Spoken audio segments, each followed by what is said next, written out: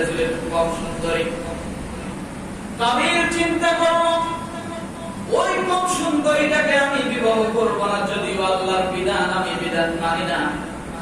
আমার সঙ্গে যে বোনটা জন্মগ্রহণ করেছে সে সুন্দর, আমি তাকে বিবাহ করব। কিন্তু আসলে প্রকৃতপক্ষে এর সঙ্গে যে বোনটা জন্মগ্রহণ করেছে সে তাকে কে পায়? কে পায়? হাবিল। হাবিলের সঙ্গে যে বোনটা জন্মগ্রহণ করেছে তাকে কে পায়? হাবিল। কার বিধান? আল্লাহর বিধান। কিন্তু কাবিল হিংসায় ফেটে যাচ্ছে, আমার বোনকে আমি দিব না, আমি নিজেই বিবাহ করব। এই কথা যখন বারবার বলতে লাগলেন, বাবার কাছে আদম আলাইহিস সালামের কাছে গেলেন। আদম আলাইহিস সালাম বললেন, তোমরা আল্লাহর বিচারের ফয়সালা করে নাও, আল্লাহর বিচার মেনে নাও, আল্লাহর ফয়সালা মেনে নাও। কাবিল বলল, হ্যাঁ অবশ্যই আল্লাহর বিচার ফয়সালা মেনে নেব। কি ফয়সালা আসবে? এবার আদম আলাইহিস সালাম আল্লাহর তরফ থেকে জানতে পারলেন হাবিল এবং কাবিল দুইজনকে আপনি কুরবানি দিতে বলেন। যার কুরবানি কবুল হবে সে কাবিলের সঙ্গে যে বোনটা জন্মগ্রহণ করেছে তাকে সে বিবাহ করবে। কি করবে বলেন? তাকে সে বিবাহ করবে। অর্থাৎ কাবিলের বোনটাকে নিয়ে তো পারাপারি, যেহেতু একটু কি সুন্দর। আমার ভাইরা, আদম আলাইহিস সালাম এই কথা বললেন যখন দুই ভাই মিলে কুরবানির পথে অগ্রসর হলেন। হাবিলের ছিল অনেকগুলো মেষপাল আর কাবিল কৃষি কাজ করতো। কাবিল হলো বড়, কৃষি কাজ করতো, তার অনেকগুলো শস্য ছিল। তখন কুরবানির উদ্দেশ্যে কি করবে, কোন বস্তুগুলো লাগবে, তখন আদম আলাইহিস সালাম জানিয়ে দিলেন, তোমাদের সবচেয়ে প্রিয় বস্তুগুলো তোমরা আল্লাহর জন্য কুরবানির জন্য প্রস্তুত করো। হাবিল দেখে সবচেয়ে সুন্দর যে মোটা দাদা বেশ রয়েছে, দুম্বা রয়েছে, ওই সবচেয়ে সুন্দরটা আল্লাহর জন্য কুরবানির জন্য সে উপস্থিত করলেন। আর কাবিল কার্পণতা করলো, কুরবানিতে জিতলেও আমি নিব, না জিতলেও আমি আমার বোনকে নিব। এমন পৃথিবীতে মানুষ আছে না নাই? জিতলেও আমি আছি, না জিতলেও আমি আছি, জিতলেও নেতা, না জিতলেও আমি নেতা। এ স্বভাব কার? কাবিলের। কাবিলের কুরবানির একটা ফর্মালিটি বজায় রাখতেছে কাবিল। কি করতেছে? আমাদের সমাজ অনেক বিষয় ফর্মালিটি বজায় রাখতেছে না? হলেও আছি, না হলেও তার সাথে ফর্মালিটি রক্ষা করতে পারে, নাহলে জবাব দেব। কথা ঠিক না? যে আগে ছিল, এখনকার কাছে দোষ না, এটা আগেও ছিল। আমার ভাইরা, আমি এই কথা ভেবে কাবিল বলল, আল্লাহ রাস্তায় কুরবানি তো দিব, যদি কবুল হয় তাও আমার, না হলে ওইটা আমার। দামিটা দিয়ে লাভ কি? চিটা বাটা, সিরা বাটা, ময়লা যুক্ত বসা, এরকম কিছু আল্লাহর জন্য কুরবানির উদ্দেশ্য রাখলে। আমাদের সমাজে এখনো অনেক দেখা যায় কেউ আছে কুরবানি দেয়, সর্বোচ্চ চেষ্টা করে ভালো দামি একটা গরু কেনার জন্য। আবার এমন টাকাওয়ালা সম্পদওয়ালা আছে এমন গরু কেনে, গোস্ত খাইতে গেলে টানবে শুধু লম্বায় হয় আর লম্বায় হয়, ছেড়ে দিলে মুখ ঠাকরা হয়ে যাবে। করা দিতে না, অর্থাৎ এমন শুকনো গরু ঠেলে হাতাইতে যেতে, তারপরও কুরবানির মাঠে যায় না। লাস্টে ভ্যান গাড়ি বসে ভ্যানের মধ্যে নিয়ে এসে তারা কুরবানি নেবে। আছে না? মানে কেন বলছিল বোঝেন নাই? একটা জায়গা দাওয়াত দিতে দেখিস কেন না, টানতে আছে যত দামি লম্বা ওদের আসতে চাইয়ে এত লম্বা। তার মানে কি কষি গরু না? কথা বলে না, কি গরু? এমন টাকা ওনারা আছে, এরকম কার মতো টাকা কোরবানি একটা হইলেই তো হয়েছে। আমার পরিচিত একটা লোক ছোটকালে দেখছি, আমার কিছু জবাই করার লেগে একটা ছাগল কিনছে। আর ভাই ছাগল দিয়ে এত তুলি দাঁড় করানোর জন্য, কিন্তু ছাগল আর দাঁড়ায় না, শুয়ে নেয়। পরে লাস্টে দেখি যে হাত দিয়ে এমন চিকন, দাঁড়াবে গিয়ে শক্তি তো সে পায়। আসতে না আমার ভাইরা, কাবিল তাই করল, হাবিল উৎপন্ন উৎকৃষ্ট জিনিসটা রাখলেন। রব্বুল আলামিনের ফয়সালা হলো সেই সময় যাদের কুরবানি কবুল হবে, আসমান থেকে অদৃশ্য আগুন এসে কবুলকৃত কুরবানিটা জ্বালিয়ে দিয়ে যাবে। সুবহানাল্লাহ বলে কি করবে? জ্বালিয়ে দিয়ে যাবে। সূরা আল ইমরান আয়াত নম্বর 163 তে আপনি দেখেন আল্লাহ এই কথাই বলছেন, জ্বালিয়ে দিয়ে যাবেন।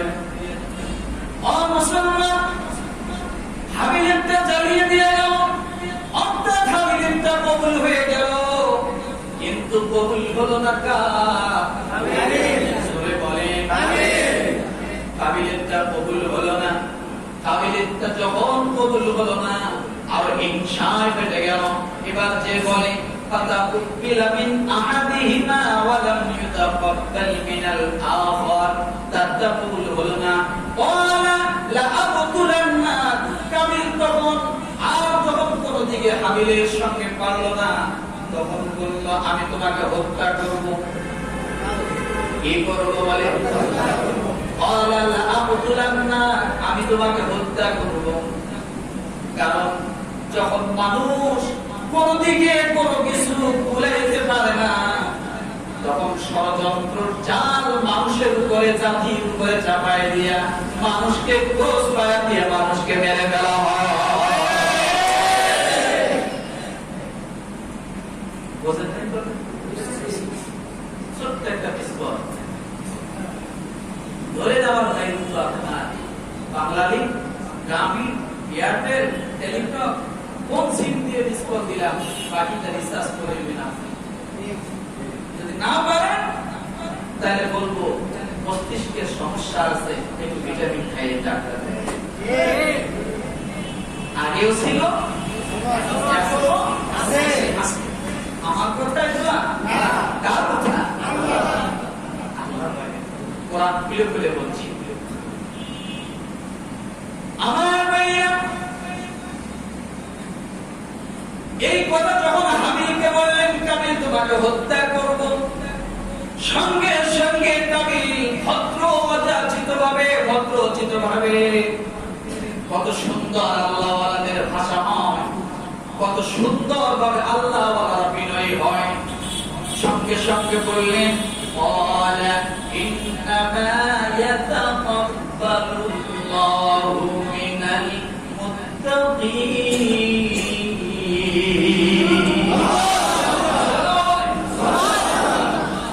আল্লাহওয়ালারা সব সময় নম্র হন।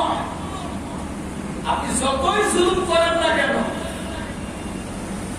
তারা হয়তো নিজেকে আত্মরক্ষার জন্য ঢাল ধরতে পারে, কিন্তু কাউকে খুন করার জন্য, মারার জন্য তার উদ্বুদ্ধ হয় না।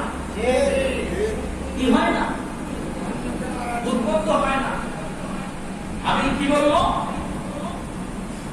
আমি বললো আমার কি দোষ? আমি কি করব?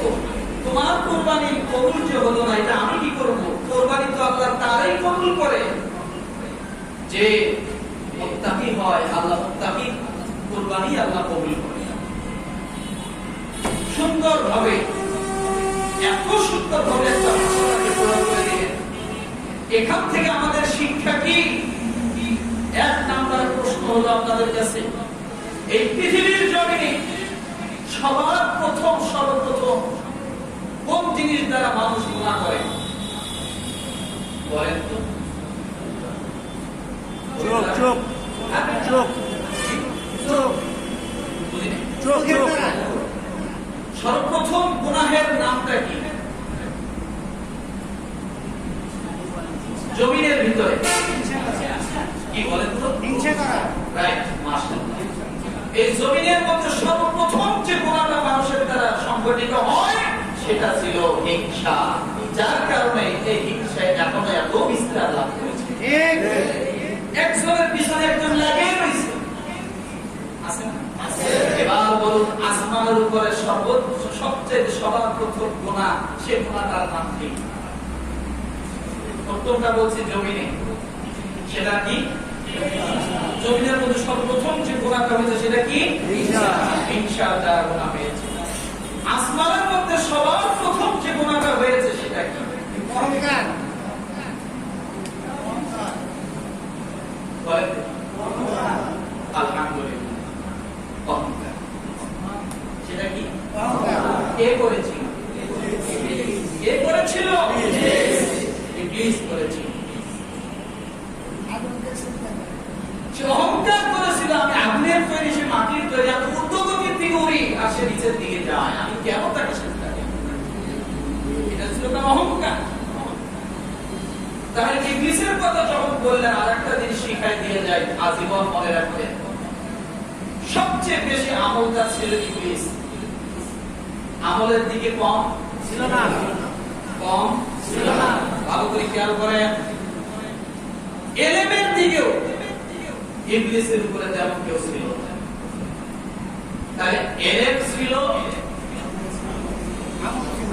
দ্বিতীয়টা কি? আমল ছিল। ইবাদত সবচাইতে বেশি দাম। কিন্তু এত কিছু থাকার পরও সে শয়তান বলে ইবলিস হলো কেন? কেন? অহংকার করেছে পরে। অহংকারটা এসেছে তারপরে, যখন আল্লাহর সাথে কথোপকথন হয়েছে তখন সে বলেছে যে আমি আগুনের তৈরি, সে মাটির তৈরি। কথা বুঝেন নাই? তাহলে তার আমল ছিল, এলেম ছিল, কোন দিকেই তার কমতি ছিল না। তারপরও সে ইবলিস হওয়ার একমাত্র কারণ আমল এবং ইবাদত থাকার পরও তার আদব ছিল না, সে ছিল বেয়াদব। সে কি? একজন doctor, engineer, contractor, driver, helper, যত পদে আছে, ইমাম, মুয়াজ্জিন, যেই বলেন, আলেম, বুজুর্গ যেই থাকে, সব যদি থাকে, তার যদি আদব না থাকে, ওই এলেম, ওই জ্ঞান দিয়ে তার কোনো ফায়দা আসবে না। যদি সে বেয়াদব হয়, কারণ বেয়াদব সব জায়গায় প্রতারিত। একটা অফিসে সাধারণ, এটা দিয়ে বুঝাই মাফ করবেন, একটা অফিসের সাধারণ একটা কর্মচারী যদি একটা সুপারভাইজারের সঙ্গে বেয়াদবি করে, চাকরি কতদিন টিকবে? ওকে ক্যান্সেল করবেন? কথা বলেন। ছোট্ট একটা দিববাদী আপনাদেরকে দিয়ে বুঝালাম, মানে আপনাদের মাঝ থেকে বুঝালাম। একটা দোকানের কর্মচারী যদি মালিকের সঙ্গে বেয়াদবি করে, সে মালিক কতদিন তাকে দোকানে রাখবে? যতই সে সততা থাক, যতই সে হিসাবের দিকে ভালো জানুক, চালাক থাকুক, কাস্টমার মেনটেন করার মতো থাকুক, কিন্তু মালিকের সঙ্গে বেয়াদবি করাটাই বড় আপত্তি। কথাটা বুঝাইতে পারছি? আমার ভাইরা, এই কথা যখন বললেন, তোমার কুরবানি আল্লাহর দরবারে কবুল হয়নি, আমি কি করব? এখান থেকে হাবিল আমাদের সকলের জন্য একটা বার্তা শিক্ষা দিয়ে গেলেন, দুনিয়ার মানুষকে কুরবানি দেওয়াটা স্বাভাবিক, বিশাল বড় মোটা তাজা গরু কেনা স্বাভাবিক, অনেক টাকা দিয়ে 5টা 10টা গরু কেনা স্বাভাবিক, 50 লক্ষ টাকা দিয়ে গরু কিনে কুরবানি দেওয়া স্বাভাবিক। বড় বড় গরু কেনার মাঝে কবুলিয়াত নয়, অনেক টাকা দিয়ে কুরবানি গরু কেনার মাঝে কবুলিয়াত নয়। বান্দারে কুরবানি যত ছোট হোক না কেন, যদি কবুল করাতে যাও, লাগবে তোমার তাকওয়া লাগবে, তাকওয়া ছাড়া তোমার কোনদিন কবুল হবে না কুরবানি। এই জন্য বলেছেন, ইন্নামা ইয়াতাকাব্বালুল্লাহু মিনাল মুত্তাকিন। তোমার কুরবানি কবুল হবে, আমি কি করব? আল্লাহ তো মুত্তাকিদের কুরবানি কি করে? কে বলেছে কথা? আল্লাহ। আমি বলতেছে যে আল্লাহ তো মুত্তাকিদের কুরবানি কি করে? কবুল করে। তাই এখান থেকে জানলাম কুরবানি কবুল হবে কাদের? কাদের? মুত্তাকিদের। মুত্তাকি কারা? তাকওয়াকারী। তাকওয়াকারী কে? যে নিজেকে জাহান্নাম থেকে সেফটি করেছে, আল্লাহর গজব থেকে সেফটি করেছে, আল্লাহকে ভয় করেছে, ওই ব্যক্তি হলো তাকওয়াবান, এবং ওই ব্যক্তিকে বলে মুত্তাকি।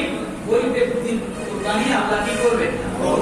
তাহলে এবার যারা কুরবানি দিবেন একটু হিসাব কষবেন যে আমি যে কুরবানি দিচ্ছি আসলে আমার তাকওয়া আছে কি না, তারপরে যে কবুল হবে না হবে তো। কথাটা বুঝেন না? আমি যে কুরবানি দিচ্ছি আমি কতটুকু তাকওয়াবান,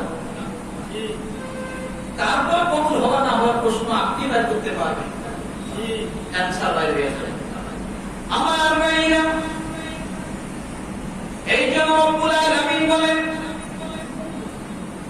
যখন কাবিল বললেন আমি তোমাকে হত্যা করব, হাবিল তখন বললেন ক্বালা ইন্নামা ইয়াতাকাব্বালুল্লাহু মিনাল মুত্তাকিন, তোমার কুরবানি কবুল হয়নি আমি কি করব? আল্লাহ তো মুত্তাকিদের কুরবানি কবুল করে। তার মানে বোঝা গেল হাবিলের কুরবানি কবুল হওয়া মানে সরাসরি আমার আল্লাহ তাআলার পছন্দনীয় মহব্বতের একজন বান্দা ছিলেন হাবিল। কথা ঠিক কি না? সে ছিল মুত্তাকি, আর কাবিল ছিল দুর্ধর্ষ, নাফসুবাজ, জালেম, জুলুম করেছে। কথা ঠিক। এই কথা যখন বললেন সঙ্গে সঙ্গে আল্লাহ সূরা মায়েদার 28 নম্বর আয়াতে বলেন, লাইন বাসাতা ইলাইয়া ইয়াদাকা লিতাবতুলানি মা আনা বিবাসিতি ইয়াদিয়া ইলাইকা লিআবতুলাক ইন্নী আখাফুল্লাহ রাব্বাল আলামিন। হাবিলের ভাষা কত সুন্দর, আল্লাহ কোরআনের আয়াত রিপোর্ট করে দিলেন। রিপোর্ট করে দিলেন যে হাবিল কি বলেছিল হত্যা করার শব্দ শোনার পরে। শোনো না, লাইন বাসাত্তা ইলাইয়া ইয়াদাকা লিতাবতুলানি, তুমি যদি আমাকে হত্যা করার উদ্দেশ্যে আমার দিকে হাত বাড়াও, তবুও আমি তোমাকে হত্যা করার উদ্দেশ্যে তোমার দিকে হাত বাড়াবো না। তুমি যদি আমাকে হত্যা করার জন্য আমার দিকে কি করো? হাত বাড়াও, তবুও আমি তোমাকে হত্যা করার উদ্দেশ্যে তোমার দিকে হাত বাড়াবো না। ভাষাটা বোঝে, এখানে একটা শিক্ষা আছে। আল্লাহ নবী জনাবে মুহাম্মদ রাসূলুল্লাহ সাল্লাল্লাহু আলাইহি ওয়াসাল্লাম বলেন, হত্যা যে করলো সেও জাহান্নামে যাবে, আর হত্যা যে হয়েছে সেও জাহান্নামে যাবে। সাহাবীর জামাতে ধরে গেল, বিস্ময়কর হয়ে গেল। ইয়া রাসূলুল্লাহ, যে ব্যক্তি হত্যা করলো সেই ব্যক্তি জাহান্নামে যাবে, তার চিরচরিত বাস্তব। কিন্তু যে ব্যক্তি হত্যা হয়েছে সেও কেন জাহান্নামে যাবে, এর বিষয়টা বুঝলাম না। অর্থাৎ আর সহজভাবে বুঝাই, দুইজন ব্যক্তি ঝগড়া লেগেছে, যে ব্যক্তি প্রথম ঝগড়া করেছে সেও জাহান্নামে যাবে, যে ব্যক্তি ঝগড়া দ্বিতীয় জন করেছে সেও জাহান্নামে যাবে। সাহাবায়ে কেরাম কিছু বুঝলেন না, ইয়া রাসূলুল্লাহ, যিনি প্রথম ঝগড়া করলেন সে জাহান্নামে যাবে, কিন্তু দ্বিতীয় জন কেন যাবে? যিনি প্রথম জন হত্যা করেছে সে জাহান্নামে যাবে, কিন্তু যে হত্যা হয়েছে সেও কেন জাহান্নামে যাবে? আল্লাহ নবী বলেন, এমন একটা সময় আসবে একজন মানুষকে যে হত্যা করবে, কেন করবে সে নিজেও জানবে না আমি কেন তাকে হত্যা করলাম। এমন একটা জামানা আসবে মানুষ হত্যা হবে, কেন সে হত্যা হলো এর কারণ সে নিজেও জানবে না। কথা দেখবে না, এমন সময় আসছে না? আসছে। কথা বলেন, আপনি রাস্তা দিয়ে হেঁটে যাচ্ছেন, দাড়ি টুপি মাথায়, নামাজ পড়ার হঠাৎ পিছন থেকে আপনাকে ধরে বসলে তুমি জিএমপি, ঠিক ধরে নিয়ে যায়, রিমান্ডে নেয়। রিমান্ড এমন হলো সে মারা গেল। পরিশেষে খোঁজ নিয়ে তারা তথ্য খুঁজে বাইর করলো যে এই লোক আসলে জিএমপি ছিল না। তাহলে যে হত্যা করলো সেও জানে না সে জিএমপি কিনা, আর যে হত্যা হলো সেও জানে না আমি জিএমপি কিনা। ঠিক। তাহলে হত্যাকারীও জানে না কেন হত্যা হলো, কেন হত্যা করলো। যিনি হত্যা হলো সেও জানে না আমি কেন হত্যা হলাম। নিরীহ মানুষ রাস্তা দিয়ে যাচ্ছে, ধরে নিয়ে গেল, এমন ঘটনা নাই? এবার রাসূলের হাদিসটা শুনুন, কেন হত্যাকারী জাহান্নামে যাবে, কেন হত্যা হয়েছে যে সেও জাহান্নামে যাবে। কারণ আমার ভাইরা, দুইজন ব্যক্তি ঝগড়া লেগেছে, ঝগড়া যে শুরু করেছে সে অবশ্যই অপরাধী, কথা ঠিক কিনা? আবার সে যখন হত্যা করতে গিয়েছে অবশ্যই সে অপরাধী, কিন্তু যখন হত্যা করতে গেল তখন যাকে হত্যা করতে গিয়েছে সে আকস্মিকভাবে হঠাৎ করে হত্যাকারী যিনি হত্যা করার জন্য সামনে অগ্রসর হয়েছে তাকে এমন মার মারলো সে নিজেই মরে গেল। সে কি হলো? নিজেই মরে গেল। আল্লাহ নবী বলেন, তুমি যে হত্যা করলা এজন্য হত্যাকারী হিসেবে তুমি জাহান্নামী, আর তুমি যে ঝগড়া বাড়ানোর জন্য লিপ্ত হয়েছো এর জন্য তুমি যে হত্যা হয়েছে তুমিও জাহান্নামী। আমার ভাইয়া, এই জন্য সূরা মাইদা 28 নম্বর আয়াতে হাবিব কি বললেন, লা ইন বাসাত্তা ইলাইয়া ইয়াদাকা লিতাবতুলানি মা আনা বিবাসিতি ইয়াদিয়া ইলাইকা লিয়াবতুলাক। তুমি যদি আমাকে হত্যা করার জন্য আমার দিকে হাতটা প্রসারিত করো, কিন্তু আমি তোমাকে হত্যা করার জন্য প্রসারিত করব না, কিন্তু হাত গুটায়ও বসে থাকবো না, আমি তোমাকে অবশ্যই ফিরাবো। ফিরানো জায়েজ, আত্মরক্ষা করা জায়েজ, কিন্তু আত্মরক্ষা করতে যাইয়া এমন যেন না হয় রাগটা ছিল আগে এক প্রকার, রাগ এখন ডবল হয়ে গেছে। কথাটা বুঝেন নাই? হযরত আলী রাদিয়াল্লাহু তাআলা খুব ঘটনা আপনারা জানেন, এক কুস্তি লড়ার সাথে লড়তে গেছে। কেন? সে রাসূলকে গালি দিয়েছে। যখন তার সাথে লড়তে গেছে, লড়তে যাওয়ার পর যখন তাকে শোয়াইছেন হযরত আলী রাদিয়াল্লাহু তাআলা মাটিতে শোয়াইছেন, তখন নিচ থেকে সে থুতু নিক্ষেপ করেছে, আলী রাদিয়াল্লাহু তাআলা মুখে পড়েছে। যখনই মুখে পড়েছে তখনই সঙ্গে সঙ্গে ছেড়ে দিয়েছে, ছেড়ে দিয়ে দাঁড়িয়ে গেছে। তখন আশপাশের লোকজন বলল, আপনি ছাড়লেন কেন? বললে, দেখো প্রথম ওর সঙ্গে যুদ্ধ লড়ছিলাম আমি, কুস্তিতে লড়েছিলাম আমি রাসূলকে গালি দেওয়ার কারণে। যখন সে নিচ থেকে থুতু মারলো তখন এই রাগটা রাসূলের দিক থেকে না থেকে এখন রাগটা আমার ব্যক্তিগত হয়ে গেছে। এখন যদি আমি তাকে মারি, মারপিট করি, তাহলে